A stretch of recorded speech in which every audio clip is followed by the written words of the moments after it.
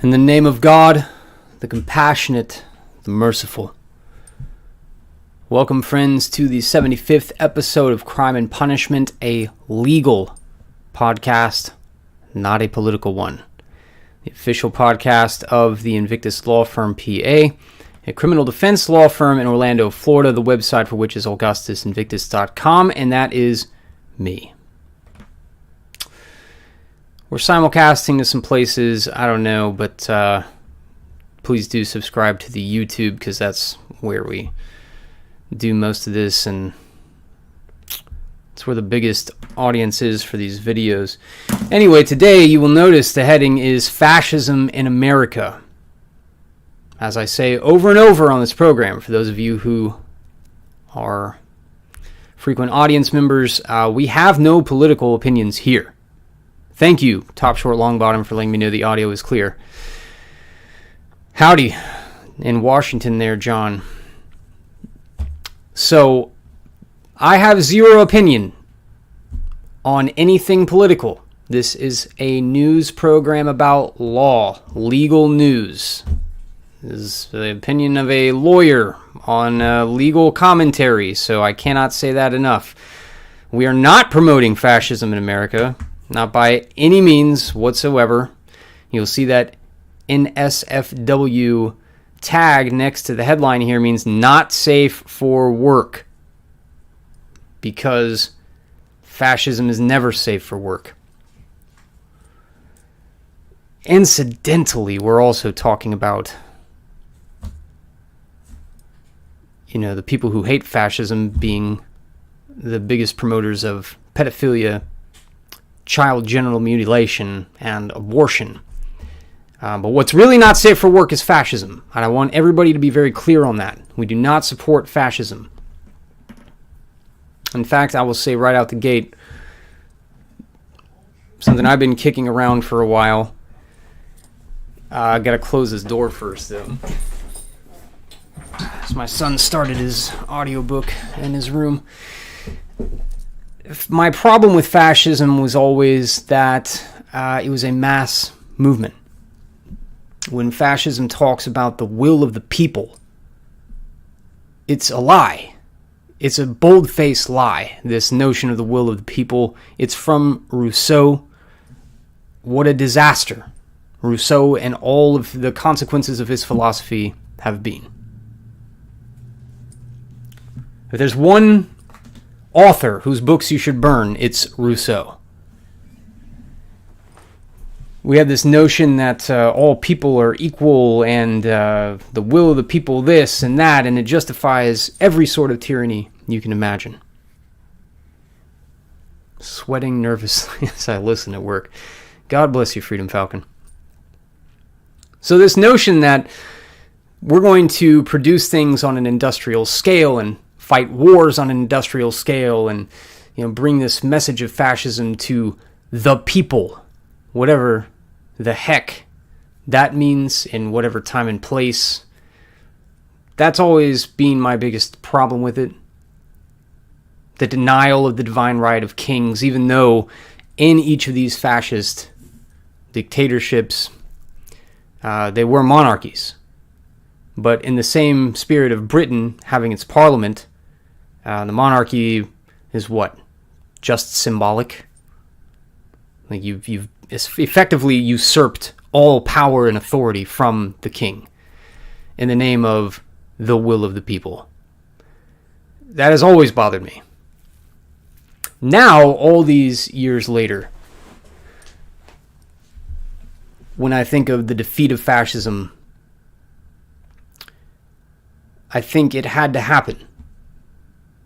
When I see all of these white trash nationalists online talking about, literal genocide of quote-unquote brown babies, or, attacking mud sharks and just filthy, disgusting behavior. And sure, they're attacking disgusting behavior, but they're acting worse than the people they're attacking, right? That you can't imagine an SS officer speaking like this, right? Dropping F-bombs and calling people the N-word and, just acting like total white trash. You cannot imagine an SS officer acting like this. And I'm pretty confident that any enlisted person or officer behaving like this, they would be put to a post and whipped.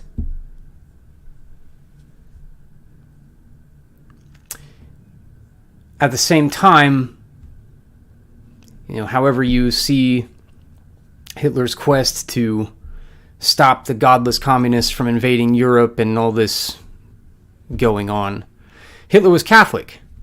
Mussolini was Catholic. Napoleon was Catholic. Franco was Catholic. Salazar was Catholic. All of these leaders were Catholic. And look how things turned when Napoleon embraced the revolution. He became a revolutionary. The Catholic Church was the enemy. He invaded Italy and unleashed just absolute horror on Italy. And everybody knows Napoleon's one of my personal heroes, for better or for worse. So I'm not saying this to denigrate a great man from my armchair here. Think of Hitler turning on his own upbringing. Think of Mussolini and all of the just insane things that he did to the Catholic Church in retrospect, right? All in the name of a unified Italy and so on and so forth. The will of the people, that whole line. Fascism was doomed from the start. I've long known, even before, my own conversion, that fascism was effectively a secularization of Catholicism. It's not just a way to combat communism. It's just not just anti-communism, not just a reaction, and it's not just a blending of European Catholic ideals with Nietzschean ancient pagan ideals. It's very much got all the structure and hierarchy and morality of Catholicism, except that you remove God from the equation. Now it's just a political system, and one that can be completely antithetical to God, to the Catholic Church, to anything holy. It is entirely secularized. In Hitler's case, by legend, who knows what's true in the case of Hitler, but allegedly, he went full pagan, fully talking about, post-Christianity, totally hostile to the Catholic Church. Again, I don't know if this is true. I wasn't there,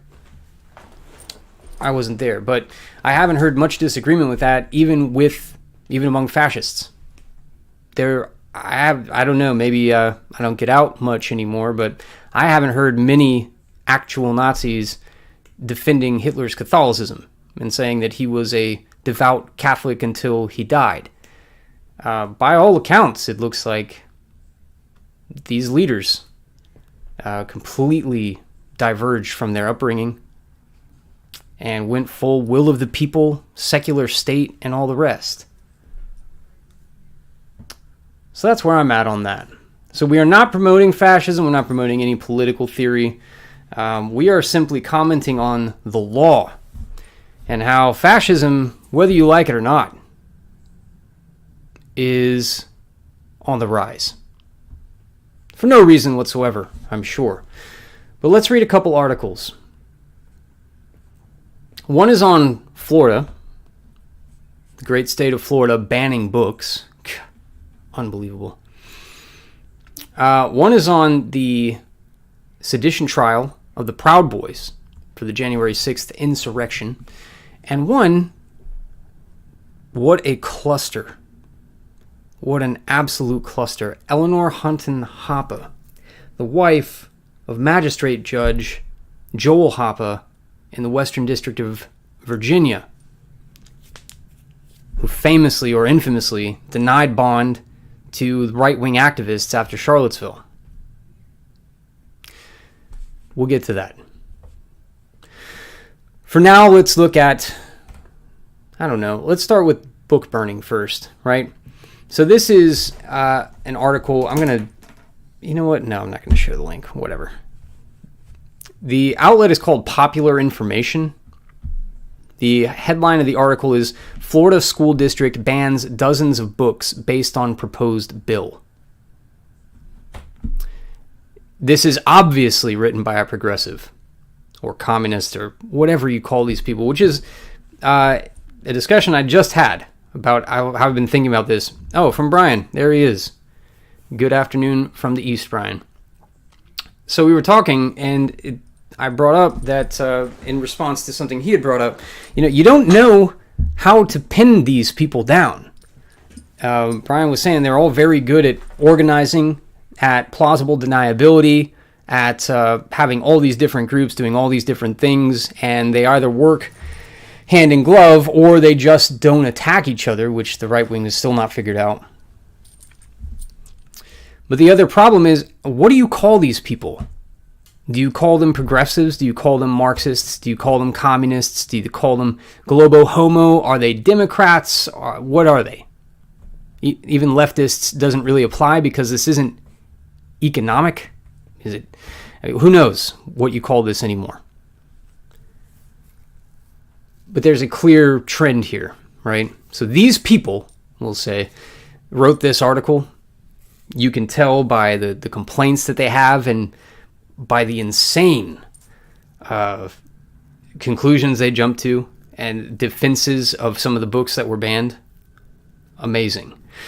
Schools in Clay County, Florida, are withholding dozens of books from students, citing legislation that is being proposed but not approved by the state legislature or signed into law. Which reminds me of something going on right now. So Biden, God bless him, just announced that he is officially running for president again. Campaign videos coming out. One came out about 8 hours ago.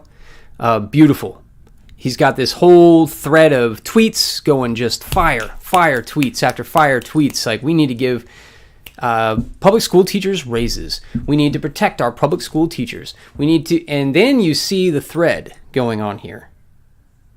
They've cast this entire narrative, and this is how it's going to play out.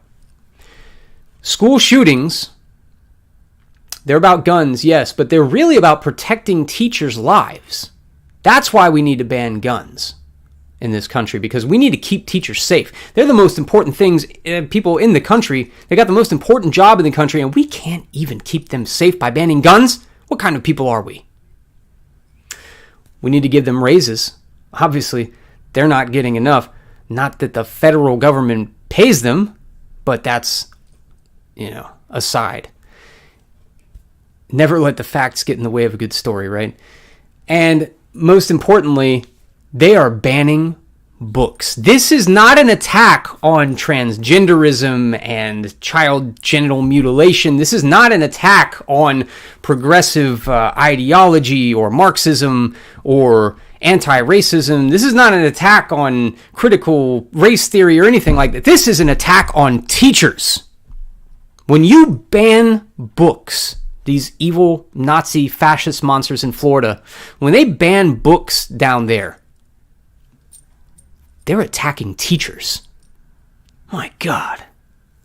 They're not allowing them to read to their own children entrusted to their care. They're not allowing them to read Julian the Mermaid. But we'll get to Julian the Mermaid.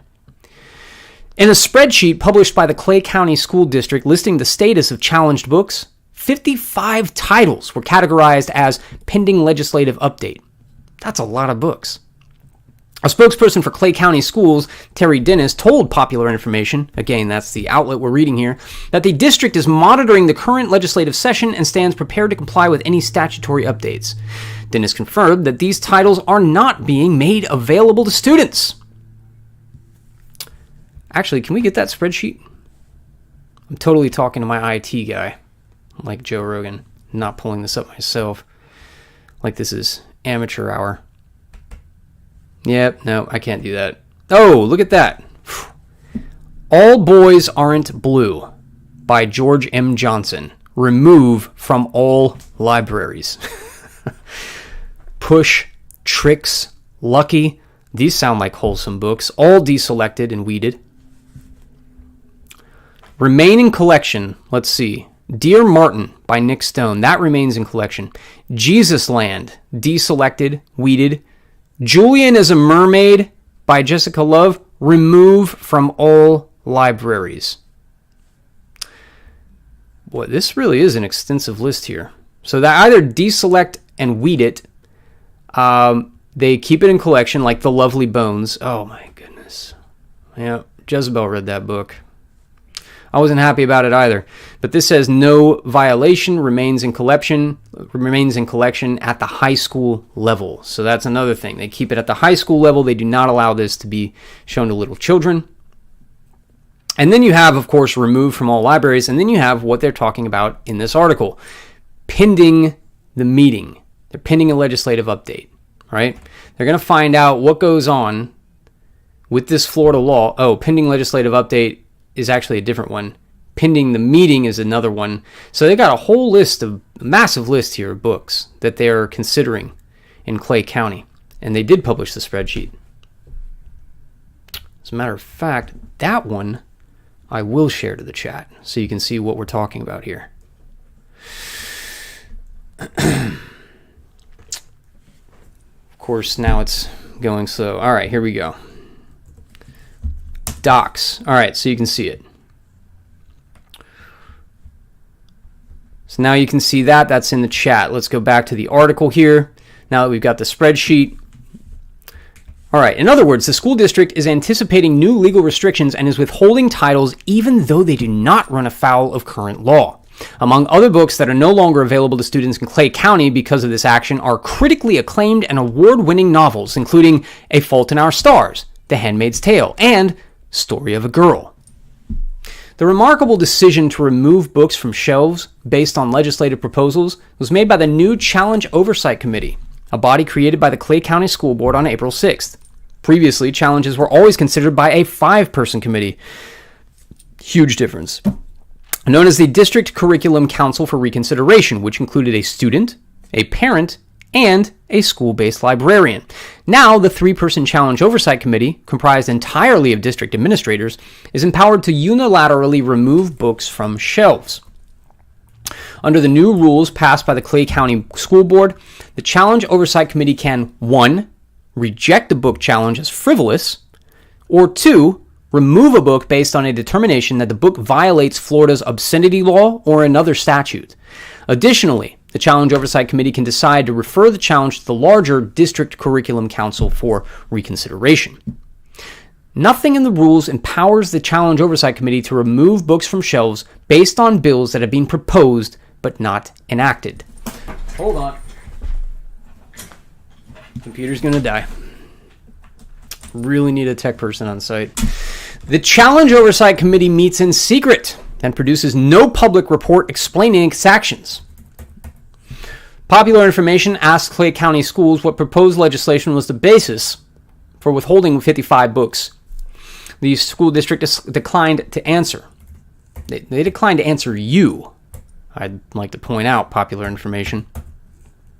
It is likely that the Challenge Oversight Committee is removing books based on House Bill 1069, a piece of legislation introduced in February. The bill would ban from schools all books that contain, quote, sexual conduct, end quote, which includes any, quote, actual or simulated intercourse, masturbation, or actual physical contact with a person's clothed or unclothed genitals, pubic area, buttocks, end quote.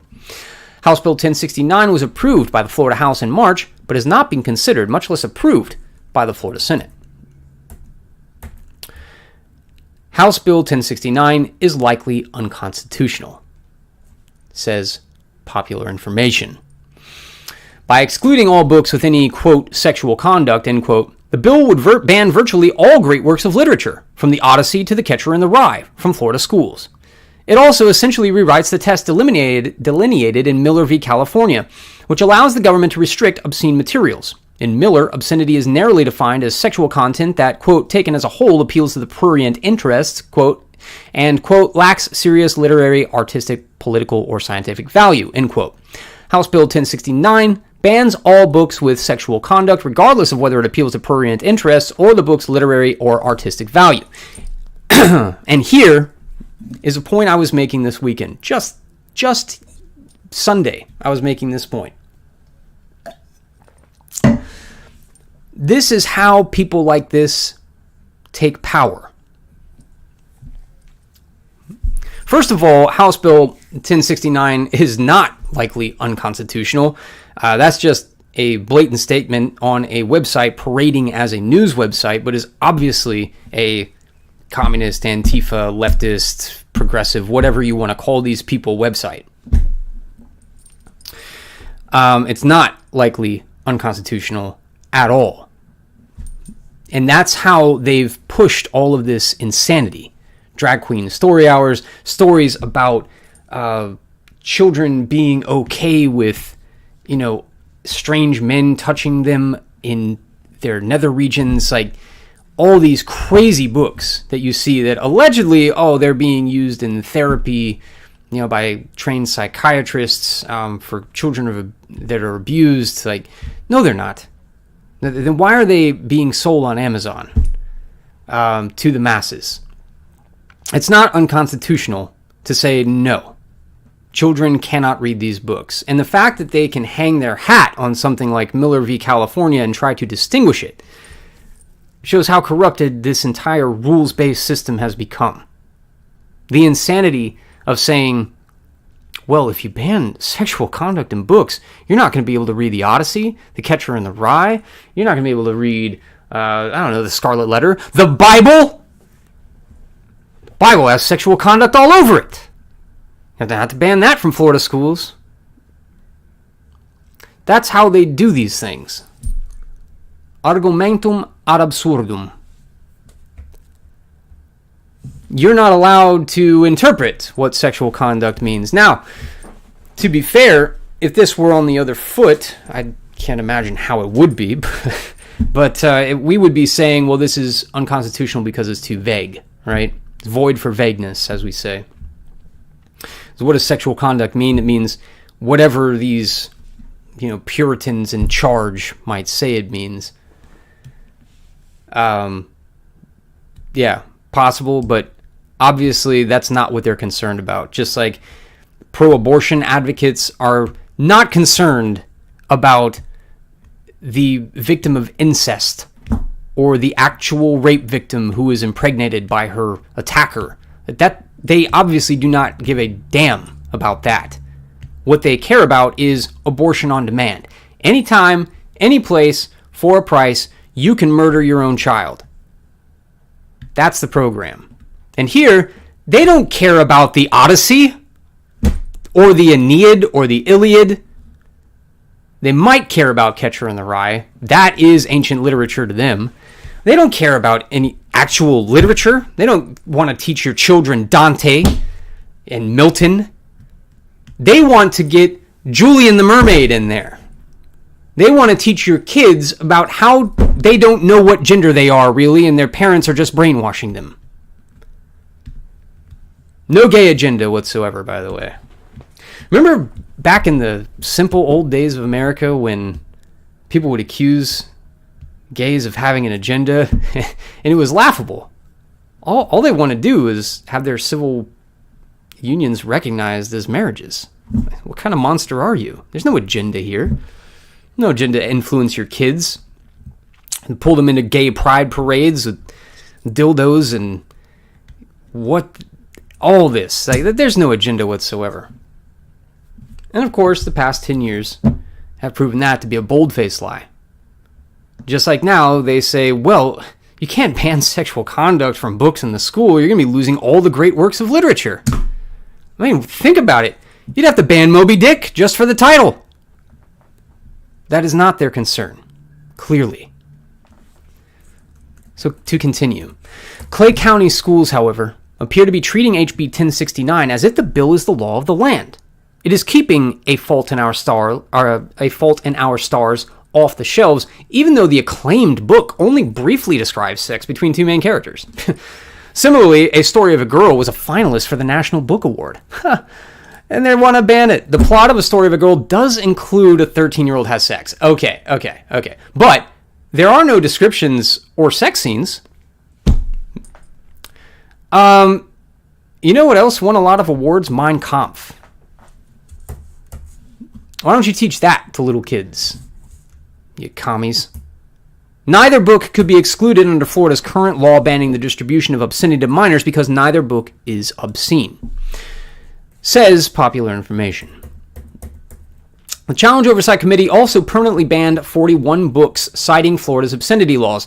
That statute prohibits providing a minor with any book that contains any explicit and detailed verbal descriptions or narrative accounts of sexual excitement or sexual conduct that is harmful to minors. The Challenge Oversight Committee's interpretation of this statute, however, is highly suspect, according to Popular Information. Among the books the Challenge Oversight Committee banned for violating Florida's obscenity laws was Julian is a Mermaid. Oh, I've been waiting for this all day. Here's the cover of Julian is a Mermaid. I probably should have waited until I read their description of the book. That book is about a little boy who wants to dress up as a mermaid and go and see a mermaid parade. It contains no sexual excitement, sexual conduct, or any sex whatsoever. It is recommended by Common Sense Media, an independent nonprofit that evaluates books and other entertainment for parents and schools for children 4 years old and up. The Challenge Oversight Committee provided no explanation for banning Julian as a Mermaid or any other book. Look at the cover. It's on your screen. Do you need an explanation? Do you need an explanation for why this was banned? I don't need any explanation at all. If this book is in my library, which it probably is, because this is Orlando, I would bury it, and my kids would never see this. I don't need it to be removed to know. I don't need a review from Common Sense Media to tell me what is right or wrong with this book. The Challenge Oversight Committee also banned Ready Player One, the wildly popular science fiction novel. Common Sense Media gives Ready Player One a score of 1 out of 5 for sex and nudity, its lowest rating. The book contains, quote, some flirting and speculation of what the real bodies of the players might look like, end quote.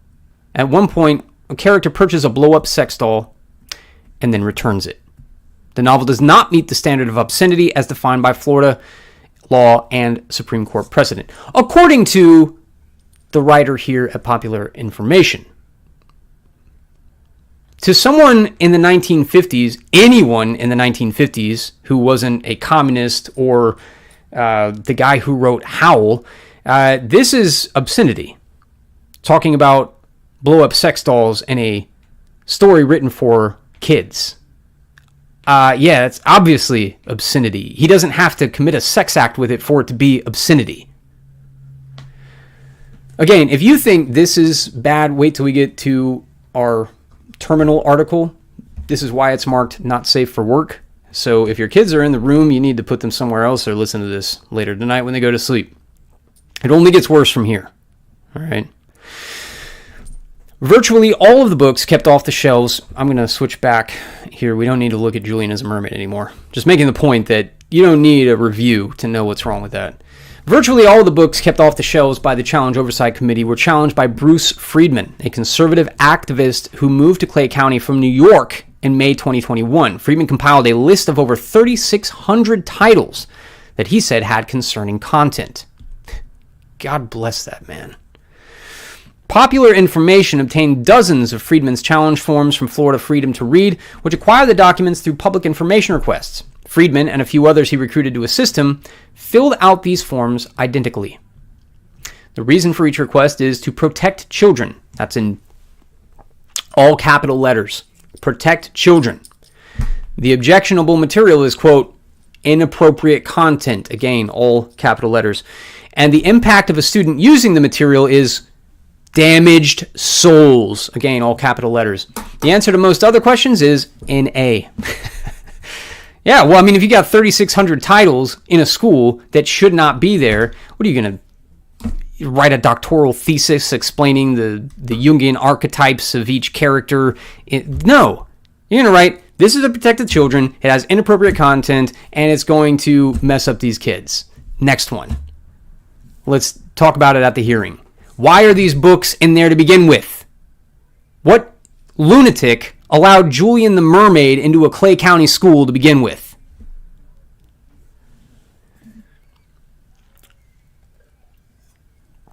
Friedman is the president and founder of the Florida chapter of No Left Turn and Education, a right-wing educational group. No Left Turn in Education was founded in 2020 by Elena Yaron Fishbein. Fishbein says there are evil forces focused on getting to our kids, brainwashing them, indoctrinating them, and making them a brown shirt. Interessante, as we would say here in Florida. So you have Friedman, a New York Jew, coming down here to Florida, part of a group, No Left Turn in Education, started by Fishbein, and their entire reason for objecting to all of these insane materials is we don't want them to turn into Nazis. What a circus we are living in right now. We don't want Julian the Mermaid in school because they could turn into a brown shirt Nazi. If a little boy thinks he can grow up to be a female mermaid, next step, he's goose stepping. What an insane drama we are living out. I'm not going away, Friedman added. There's no harmony to be had. There is no middle ground at all. I like it. I like Friedman. Friedman claims that the books banned this month by the Challenge Oversight Committee were removed for blatant violations of the law. Asked why he believes Julian as a Mermaid violates Florida's obscenity law, Friedman declined to answer. I love how these communists will write you a message on social media, and when you don't see it, or you're like, who is popular information, and you don't respond, they say, he refused to answer me. I have questions, and he refused to answer me. It's comical. Friedman declined to answer. Friedman added that he planned to continue to reveal how much harm the ALA, that's the American Library Association, and their Marxist drones, and you have caused America's children. And then the drop the mic moment. I'm not going away, Friedman added. There's no harmony to be had. There is no middle ground at all. I like Friedman. No Left Turn in Education. I dig it. Julian the Mermaid is going to make all your kids Nazis. Hey, man, if that's what you want to run with, have at it. But Julian the Mermaid does not belong in schools. Now, speaking of people who oppose brown shirts and black shirts, have you ever noticed that the people who hate fascism the most, the people who think there is no greater evil in the world than fascism, Nazism, white supremacy, those same people are the ones promoting abortion, child genital mutilation under the term transgenderism, the same people promoting pedophile rights, the same people wrapped up in stings when they try to rape an 8-year-old. Daily Wire has published this. I actually first heard of it from Daily Progress, who covers all things Charlottesville. But I'm going to read the dailymail.com because they're not even American. And so they have the least axe to grind here. It's also a pretty detailed article. So from dailymail.com, the headline is Exclusive. Again, look at the title of this video. Not safe for work. That means now is the time to usher your children out of here. Do not have your children while I'm reading this article. I will be personally outraged with you. That being said, Exclusive. Socialite mom, 45, is arrested in child porn sting at Virginia hotel, where she allegedly planned to sexually abuse 8-year-old girl. Now, federal judge ex-husband launches court battle to win full custody of their daughters, aged 10 and 12. Daily Mail is known for their obscene Headlines, not obscene because of the content, but obscene because who writes a headline like that? That's terrible. Here are the subtitles for that headline. Eleanor Hunton Hoppe of Charlottesville, Virginia, was arrested in an FBI sting last month after allegedly planning to sexually abuse a minor girl in a hotel. DailyMail.com can reveal her ex-husband, Joel Hoppe, a federal judge, is now fighting for full custody of their daughters, aged 10 and 12, court filings show. Third subtitle. The 45-year-old mom sent agents details of her twisted plan to assault the child and sickening video and photos of underage girls being assaulted by adult men. It only gets worse from here. When I first read this article, my jaw literally dropped. I could not believe what I was reading. And being in this field, I've seen a lot of stuff, man. I've seen a lot of horrible things. This is out of control. Why is this of particular importance to us here at Crime and Punishment? Why are you listening to this? We don't talk about these kind of cases, even though that happen every day in this country. This is important because this woman is a scion of Hunton Andrews Kurth, a global law firm. Like, you know what? I've got their... Hold on. I've got their... Nope, judges' contacts. I've got their website up here. Here it is. Practices. Hunton Andrews Kurth. Agency finance, government relations, privacy and cybersecurity, antitrust and consumer protection, banking and finance, bankruptcy, capital markets and securities, corporates. They do this kind of law. White collar, regulatory defense and investigations, tax law, regulatory law, public finance, private equity. This is the sort of law firm we're talking about here.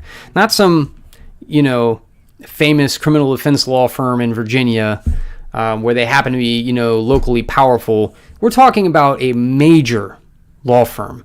Look at their offices.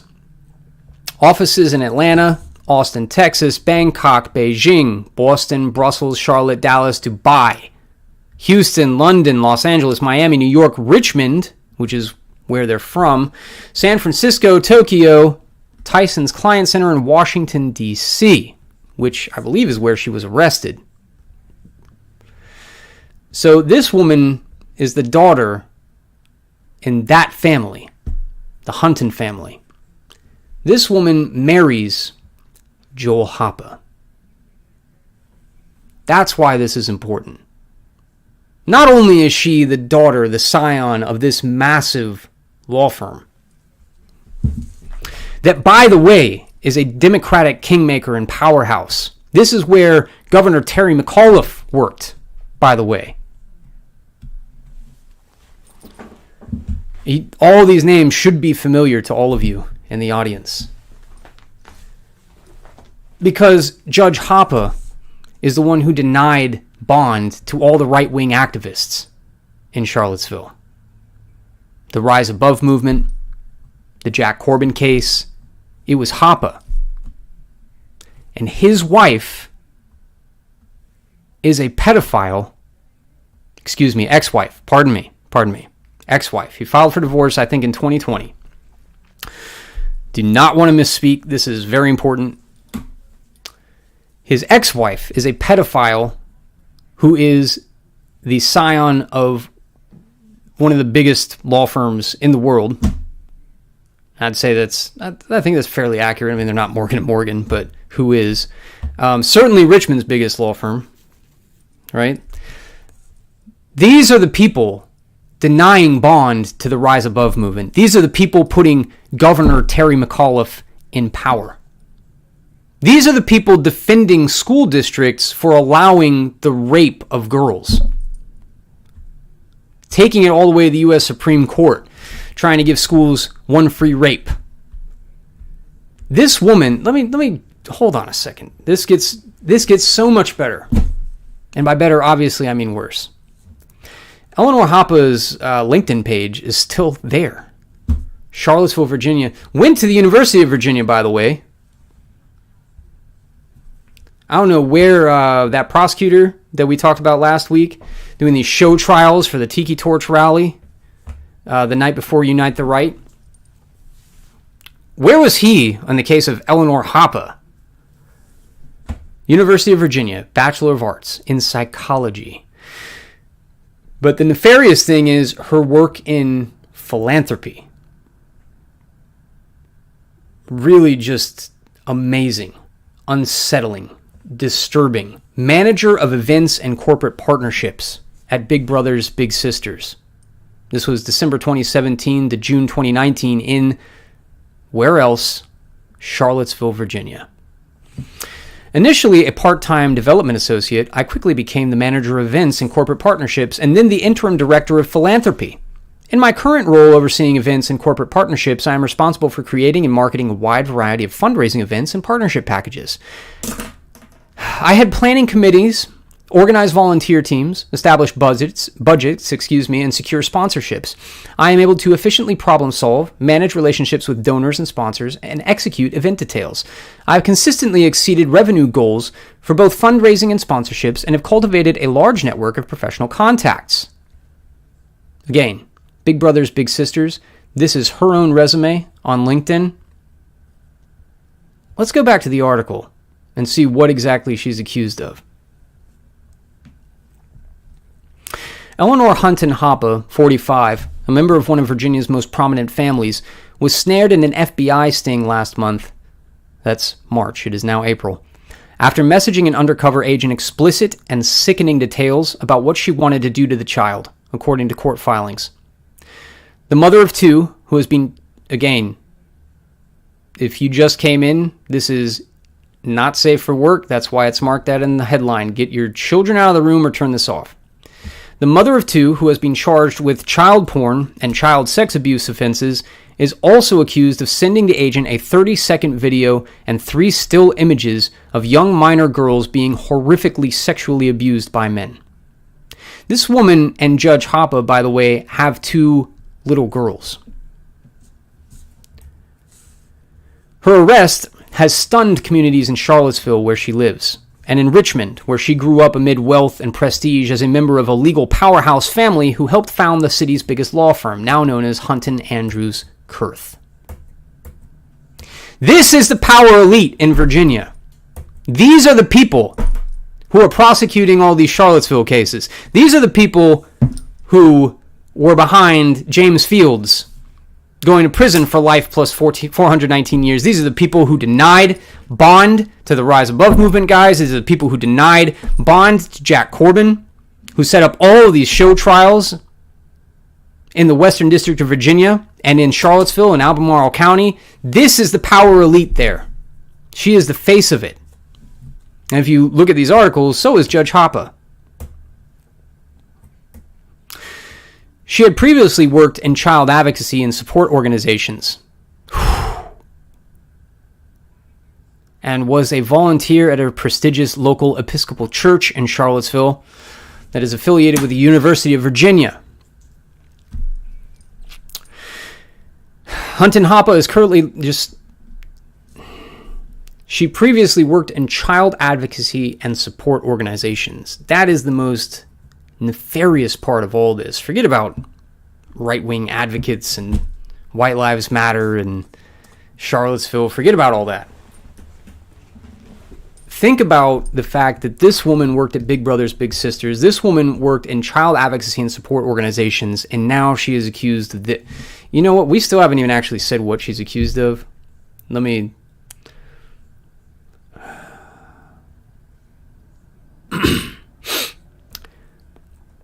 She allegedly used the screen name Tito Torre and started an email chat with another user who was an undercover FBI task force officer based at the Washington, D.C. field office and operating out of a satellite location. Hats off to the FBI for finally doing their effing job, by the way. God bless you. Took a break from prosecuting those evil white supremacists and actually caught a bad guy for the first time in years.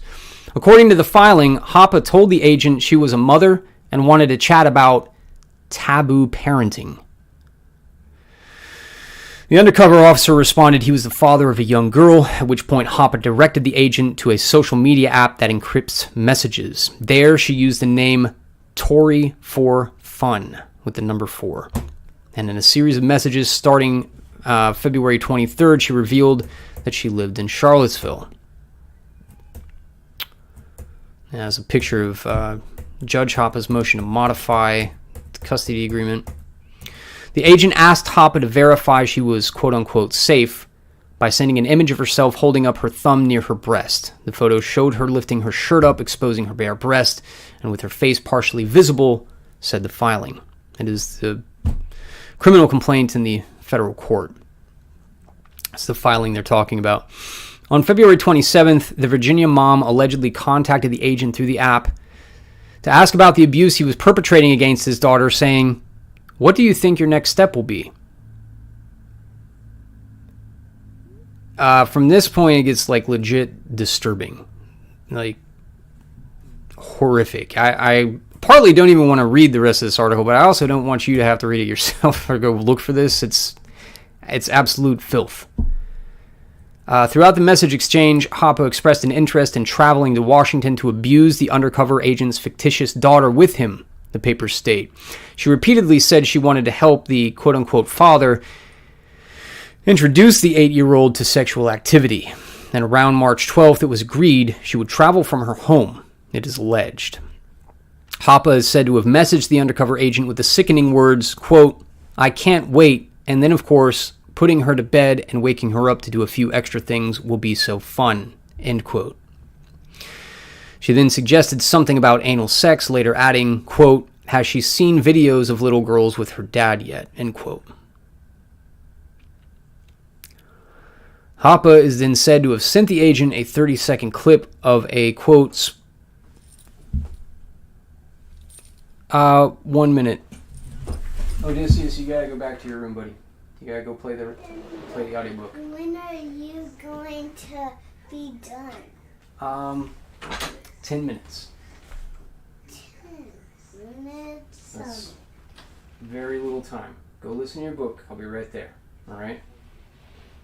Can we play dice after? Yes, we can play dice after, I promise.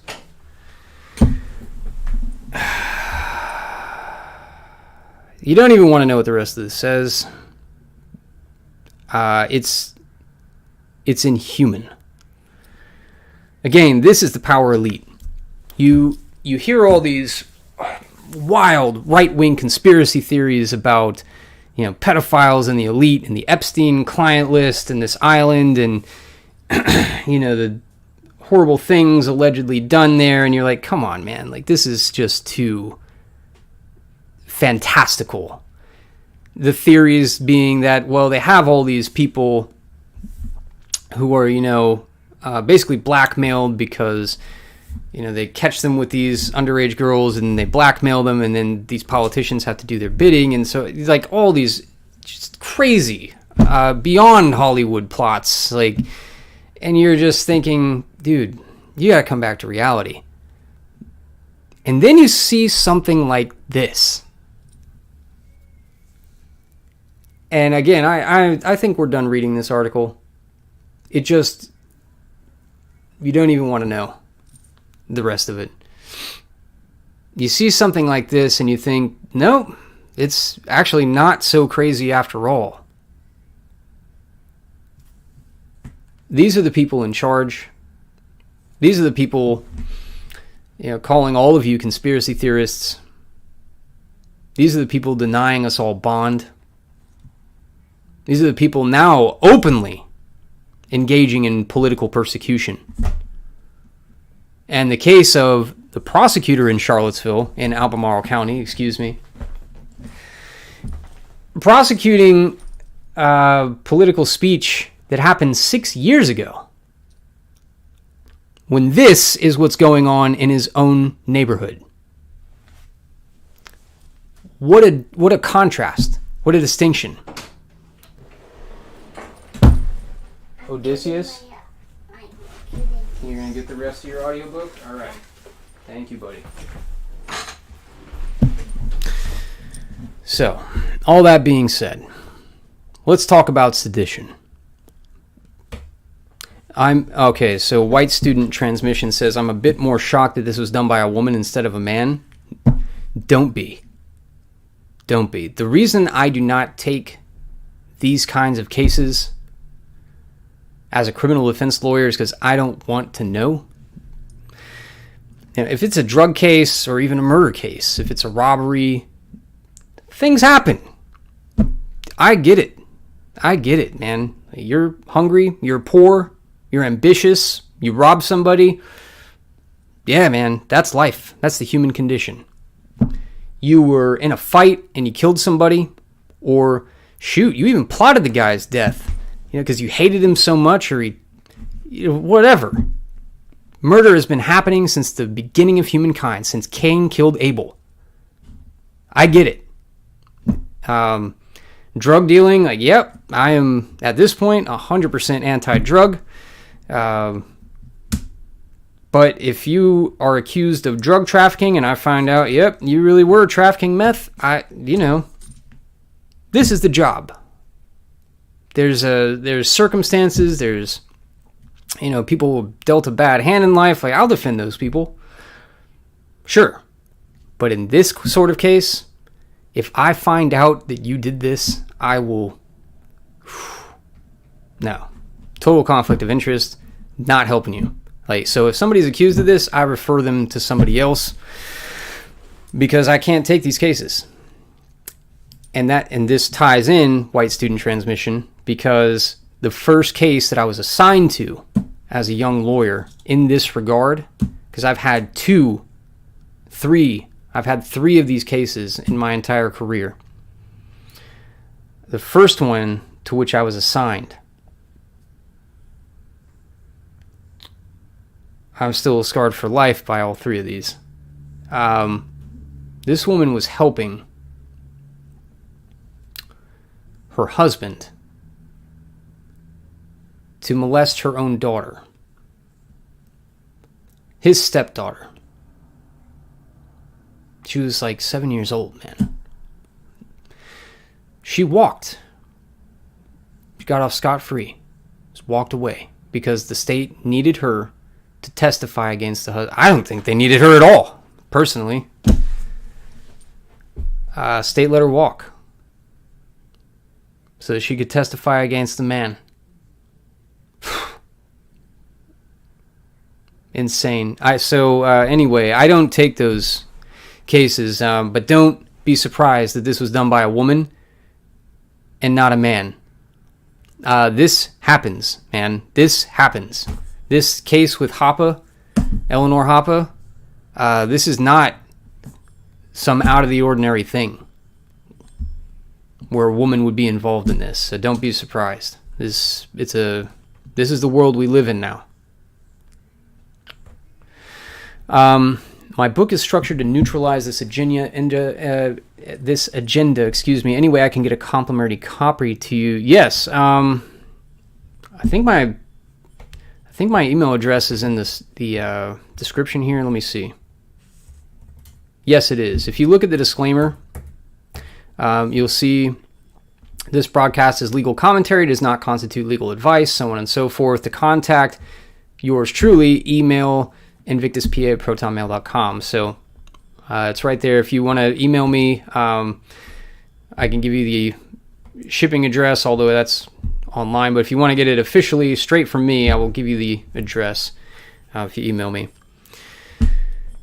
What else were we talking? We're talking about sedition, right? That was the whole